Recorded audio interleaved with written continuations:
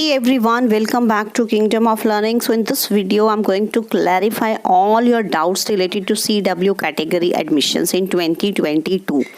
तो जैसा कि आप सबको पता है कि दिल्ली यूनिवर्सिटी में इस बार चीज़ें बिल्कुल डिफरेंट हैं। मींस एडमिशन प्रोसेस जो है वो बिल्कुल ही अलग तरीके से हो रहा है। CUET इंट्रोड्यूस हो चुका है। तो अब उससे क्या हो रहा है कि जो रिजर्व्ड कैटेगरीज़ के स्टूडेंट्स हैं जो दिल्ली यूनिवर्सिटी में एडमिशन लेना चाहते हैं वो बहुत ही ज़्यादा कन्फ्यूज्ड हैं, डाउटफुल है कि उनका एडमिशन कैसे होगा।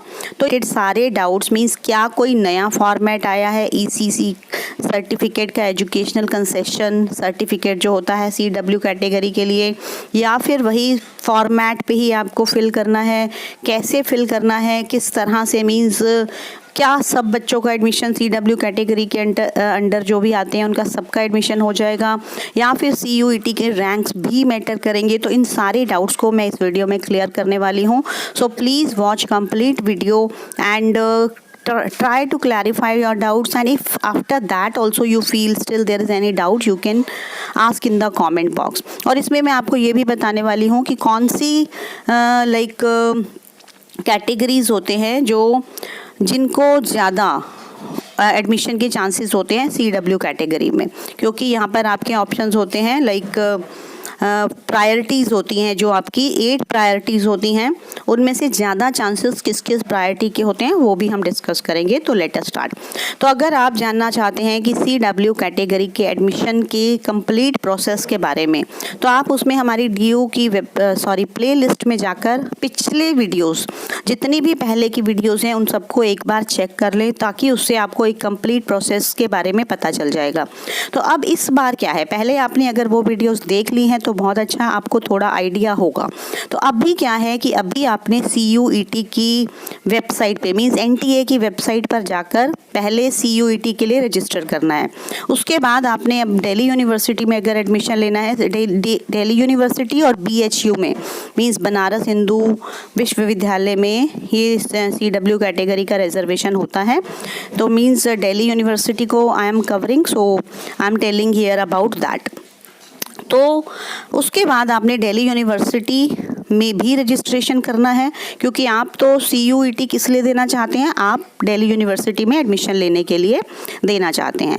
अब बात ये आ जाती है कि अगर आप जनरल कैटेगरी के स्टूडेंट्स हैं तो कोई दिक्कत नहीं है, बट अगर आप CW कैटेगरी के स्टूडेंट हैं मीन्स अगर आप उसके अंडर आते हैं तो आपके माइंड में एक डाउट आएगा कि अब हम क्या करें। तो उसके लिए दिल्ली यूनिवर्सिटी ने एक रिजर्वेशन की पॉलिसीज़ होती हैं। मीन्स हर कॉलेज में 5% जो सीट्स होती हैं वो CW कैटेगरी के लिए रिजर्व्ड होती हैं। तो अगर आपको नहीं पता CW कैटेगरी, तो वो होते हैं चिल्ड्रन एंड वाइव्स और widows of armed forces. Means armed forces, अब आप सोच रहे होंगे कि ये आर्म्ड फोर्सेस जो हैं वो सिर्फ इंडिया में मीन्स सिर्फ दिल्ली से रिलेटेड हैं या ऑल ओवर इंडिया को कवर करती हैं।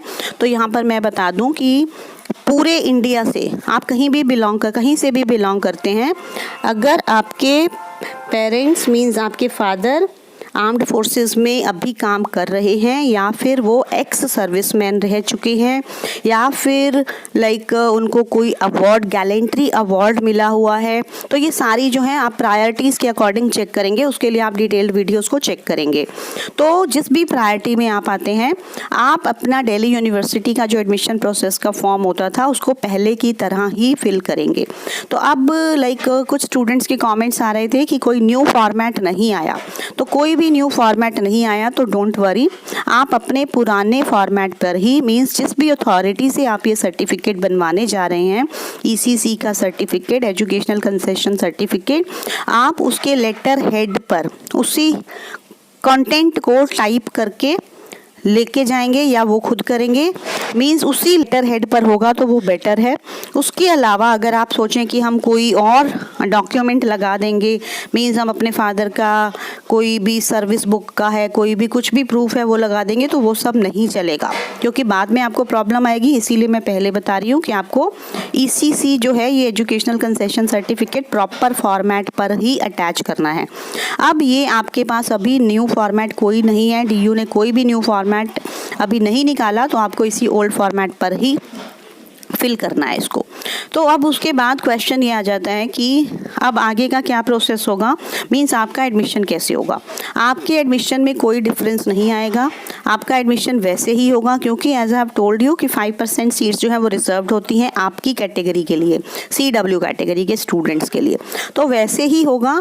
पहले क्या होता था, मीन्स इसमें अगर हम स्पोर्ट्स, ECA या CW की बात करते हैं तो पहले ये होता था कि 12th के वो मैटर करते थे, बट वो बाद में मैटर करते थे। अगर कोई टाई हो जाता है, मीन्स नंबर ऑफ स्टूडेंट्स बहुत ज़्यादा हैं, तो किसी कंडीशन में ऐसा हो सकता था कि 12th के मार्क्स को लाइक कंसीडर किया जाता था। तो बट अब क्या होगा, सेम प्रोसेस फॉलो होगा। अब आपके 12th के मार्क्स की जगह पर आपके CUET के रैंक्स को कंसीडर किया जाएगा। तो अब फिर से वही क्वेश्चन आ जाता है कि क्या रिजर्व्ड कैटेगरीज के लिए, मीन CW कैटेगरी के लिए स्पेशली, क्या आपके CUET के रैंक्स मैटर करेंगे या नहीं करेंगे। तो उसके लिए आई कैन से कि अगर आप प्रायोरिटी 1 to 6 के बीच में आ रहे हैं तो आपके एडमिशन के हाई चांसेस हैं।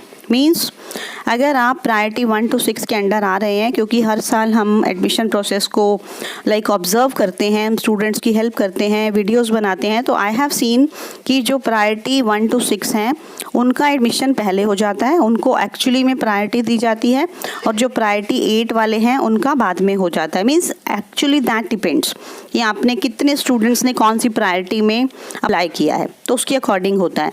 तो अब फिर से वही क्वेश्चन कि क्या CUET के स्कोर्स मैटर करेंगे। तो यहाँ पर एक अगर CUET का मीन्स एक कोई भी क्राइटेरिया है, मीन्स एक क्वालिफाइंग स्कोर है कोई भी, वो तो आपको क्लियर करना पड़ेगा। मीन्स ऐसा नहीं है कि आप बिल्कुल ही नील मार्क्स हैं, आपका नील स्कोर है, बिल्कुल ही 0 है और आप सोचेंगे कि आपको एडमिशन मिल जाएगा, ऐसा नहीं होगा। जो भी CUET का क्वालिफाइंग स्कोर होगा वो आपको क्लियर करना पड़ेगा, उसको आपको क्वालिफाई करना पड़ेगा। बट उसके अलावा मीन्स कॉलेजेस में एडमिशन लेने के लिए आपको मीन्स CUET के स्कोर्स उतना मैटर नहीं करेंगे, आपकी प्रायोरिटी मैटर करेगी। और ये मैटर करेगा कि आपने जिस कॉलेज में अप्लाई किया है वहाँ पर उस सब्जेक्ट की सीट्स है या नहीं है। मीन्स कुछ कॉलेजेस ऐसे भी हो सकते हैं जिनमें आप एडमिशन लेना चाहते हैं बट एक्चुअली में वहाँ पर वो सब्जेक्ट ऑफर ही नहीं हो रहा, तो वहाँ पर दिक्कत आ सकती है। तो आपने क्या करना है, आपने अपनी जो प्रेफरेंसेस फिल करनी है बाद में, वो अपने सब्जेक्ट के अकॉर्डिंग ही फिल करनी है। मीन्स जिस सब्जेक्ट में आप एडमिशन लेना चाहते हैं आपने उसे ध्यान में रखना है और उसके अकॉर्डिंग ही सीट्स फिल करनी है। तो अगर आप प्रायोरिटी 1 to 6 के अंडर आते हैं तो आपको अच्छे अच्छे कॉलेजेस भी मिल जाएंगे इजीली नहीं, मीन्स एडमिशन प्रोसेस थोड़ा सा कॉम्प्लिकेटेड होता है। So for that you need to subscribe to our channel and you have to keep watching all the videos, क्योंकि जैसे जैसे सारी अपडेट्स आती जाएंगी, जब आपके CUET का टेस्ट होगा, उसके रिजल्ट्स आएंगे, हम आपको हर चीज़ के बारे में गाइडेंस प्रोवाइड करते रहेंगे। So please share the like the video if you found it useful and subscribe to the channel. Thank you so much.